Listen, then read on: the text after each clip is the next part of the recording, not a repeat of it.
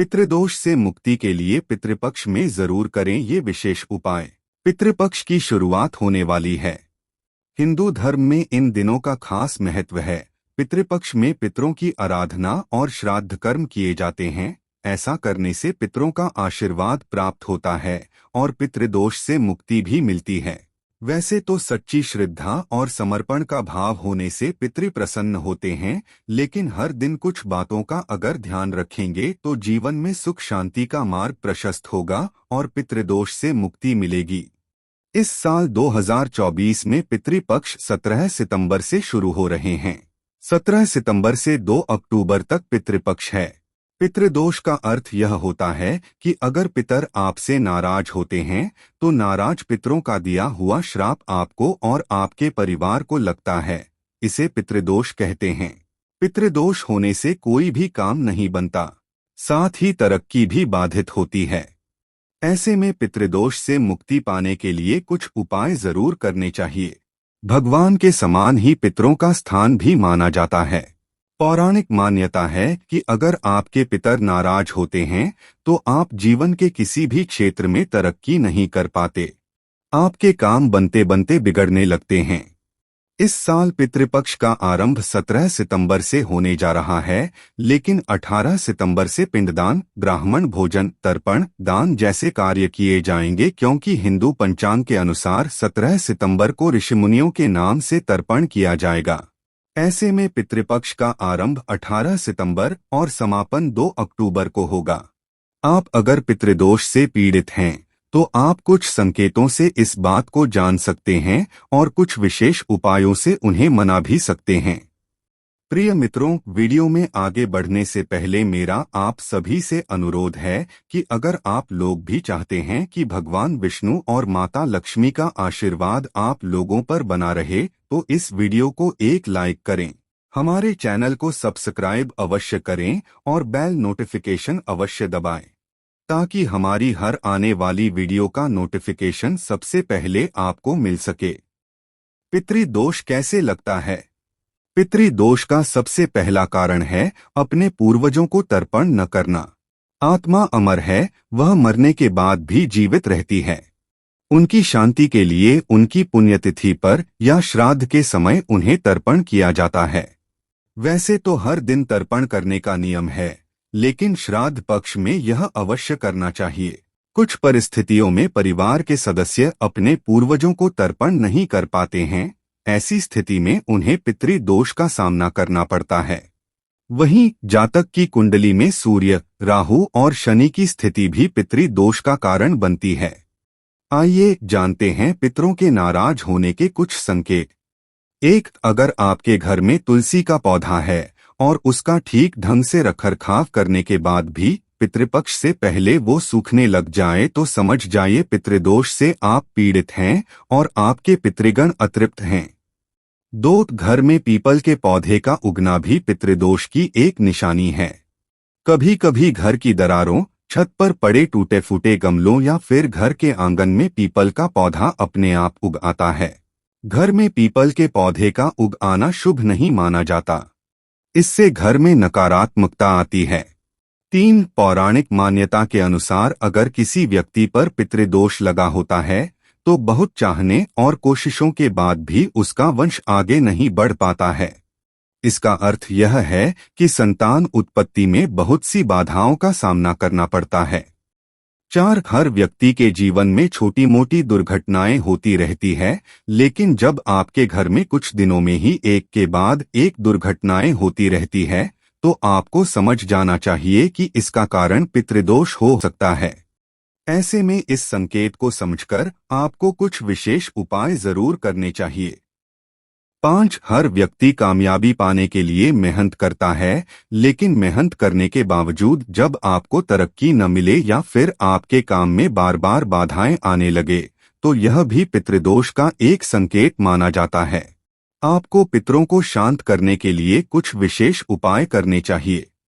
6. घर के मांगलिक कार्यों में बाधा आना। आपके घर में अगर कोई मांगलिक कार्य करने की तैयारी के बीच कोई बाधा बार बार खड़ी हो जाती है तो आपको समझ जाना चाहिए कि आपके पितर आपसे खुश नहीं हैं और किसी न किसी कारण से वे आपसे नाराज हैं। ऐसे में पितरों को शांत करने के लिए कुछ उपाय करने चाहिए। चलिए जानते हैं पितृदोष से मुक्ति पाने के लिए विशेष उपाय। 1. पितृपक्ष में हर रोज गाय को चारा और गौग्रास खिलाना चाहिए।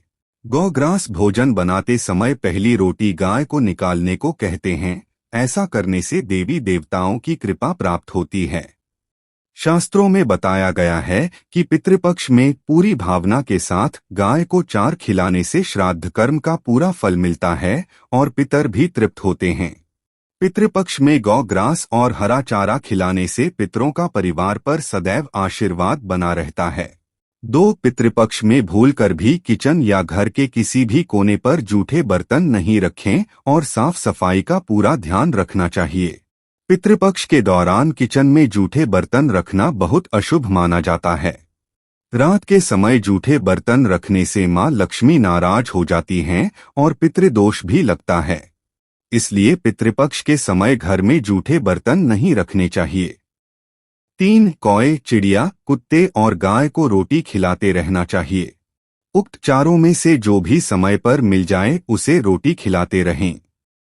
4. पितरों को मनाने के लिए आपको पितृपक्ष में उनका तर्पण, पिंडदान और श्राद्ध कर्म जरूर करना चाहिए। इससे पितरों की नाराजगी से मुक्ति मिलती है। 5. पितरों की तस्वीरों का रखरखाव भी आपको अच्छी तरह से करना चाहिए। पितृपक्ष ही नहीं बल्कि रोजाना आपको पितरों की तस्वीर को साफ करके इस पर फूल माला चढ़ानी चाहिए। 6. पितृपक्ष में हर रोज सुबह शाम पितरों के नाम से एक दीप दक्षिण दिशा की ओर मुंह करके जलाना चाहिए। पितृपक्ष में दक्षिण दिशा से ही पितर पृथ्वी लोक पर अपने रिश्तेदारों के यहाँ आते हैं। साथ ही जिस दिन पितरों का श्राद्ध कर्म कर रहे हैं उस दिन दक्षिण दिशा की ओर मुख करके अपने पितरों का आह्वान करते हैं। 7. पूजाहवन या मांगलिक कार्यों में भगवान के साथ पितरों की पूजा भी जरूर करनी चाहिए। इससे पितृदोष शांत होता है। 8. मान्यताओं के अनुसार पितृपक्ष के दौरान पीपल के पेड़ पर जल अर्पित करने से और पेड़ तले दीपक जलाने से पितृ प्रसन्न होते हैं। यह आसान सा उपाय भी आपको पितृदोष से मुक्ति दिला सकता है। 9. अगर आप पितृदोष से मुक्ति पाना चाहते हैं तो पितृपक्ष के दौरान गीता का पाठ आपको करना चाहिए। माना जाता है कि गीता का पाठ करने से पितरों को मोहमाया के बंधनों से मुक्ति प्राप्त होती है और उन्हें शांति प्राप्त होती है।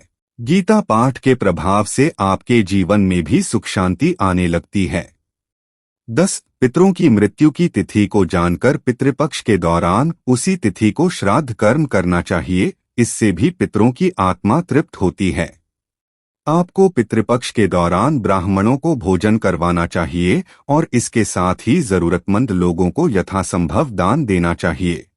पौराणिक मान्यता है कि दान पुण्य से भी पितृदोष से मुक्ति मिलती है। 11. पितृपक्ष के दौरान प्रतिदिन आपको सूर्य देव को जल में लाल फूल डालकर अर्घ्य देना चाहिए। अर्घ्य देते समय अपने कुल देवी देवता का स्मरण भी अवश्य करें। 12. पशु पक्षियों की सेवा करने और उन्हें भोजन करवाने से भी पितरों की कृपा आपको प्राप्त होती है। 13. अगर पितृदोष के कारण आपके जीवन में बहुत अधिक समस्याएं चल रही हैं तो किसी तीर्थ स्थल पर जाकर आपको पितृ तर्पण करवाना चाहिए। इसके लिए आप हरिद्वार, गया आदि जगहों पर जाकर तर्पण कर सकते हैं।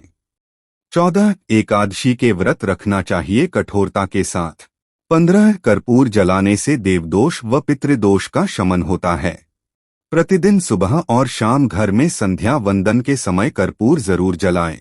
कर्पूर को घी में डुबोकर फिर जलाएं और कभी कभी गुड़ के साथ मिलाकर भी जलाएं। दोस्तों, आज की हमारी वीडियो आपको कैसी लगी हमें कमेंट करके बताएं। अगर आपको हमारी वीडियो अच्छी लगी हो तो कमेंट बॉक्स में जय मां लक्ष्मी जरूर लिखें। भगवान आप सब पर कृपा बनाए रखें। जय श्री कृष्णा दोस्तों।